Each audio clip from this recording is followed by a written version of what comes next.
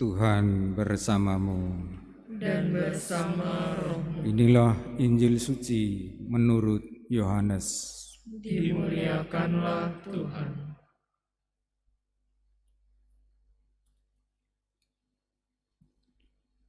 Di rumah ibadat di Kapernaum, orang-orang Yahudi bertengkar antar mereka sendiri dan berkata, "Bagaimana Yesus ini dapat memberikan dagingnya kepada kita untuk dimakan?" Maka kata Yesus kepada mereka, "Aku berkata kepadamu, sesungguhnya jikalau kamu tidak makan daging anak manusia dan minum darahnya, kamu tidak mempunyai hidup di dalam dirimu. Barang siapa makan dagingku dan minum darahku, ia mempunyai hidup yang kekal, dan aku akan membangkitkan dia pada akhir zaman. Sebab dagingku adalah benar-benar makanan, dan darahku adalah benar-benar minuman. Barang siapa makan dagingku dan minum darahku, ia tinggal di dalam aku, dan aku di dalam dia. Sama seperti Bapa yang hidup mengutus aku, dan aku hidup oleh Bapa, demikian juga barang siapa makan aku, akan hidup oleh aku. Akulah roti yang telah turun dari surga. Bukan roti seperti yang dimakan nenek moyangmu, dan mereka telah mati. Barang siapa makan roti ini, ia akan hidup selama-lamanya." Semuanya dikatakan Yesus di Kapernaum ketika Yesus mengajar di rumah ibadat.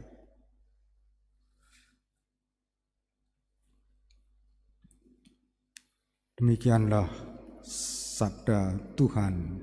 Terpujilah Kristus.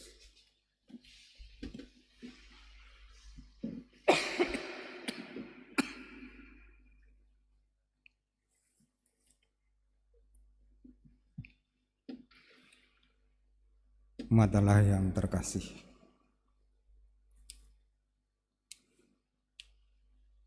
mendengar, membaca kisah pertobatan Paulus yang kita dengar dalam Kisah Para Rasul bab 9 ayat 1 sampai 20 tadi, menunjukkan betapa hebat kuasa Allah. Paulus adalah seorang Yahudi yang sangat radikal. Ia menghayati keyahudiannya sampai titik koma. Maka orang-orang yang tidak beragama Yahudi harus dibunuh dan dibinasakan. Maka untuk membunuh jemaat Kristen awal, jemaat Kristen perdana, ia resmi minta surat kuasa kepada imam besar. Tetapi Tuhan mempunyai rencana lain. Tuhan mempunyai kebijaksanaan lain.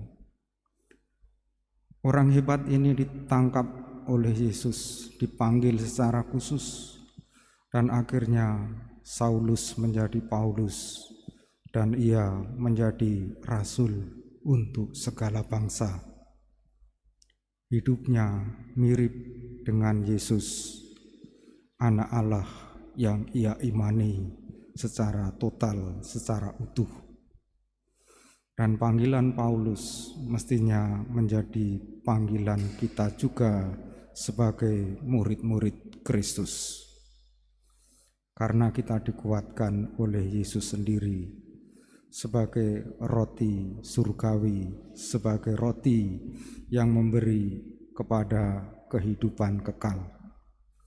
Dengan merayakan Ekaristi, kita dikuatkan, kita diutus seperti Paulus, kita diutus oleh Bapa sendiri, karena Bapa yang hidup mengutus kita, dan kita hidup oleh Bapa, dan kita makan roti yang turun dari surga, yang memberi kekuatan bagi kita untuk hidup dalam perjalanan di dunia ini sampai akhirnya nanti. Kita satukan doa-doa kita bersama persembahan di altar.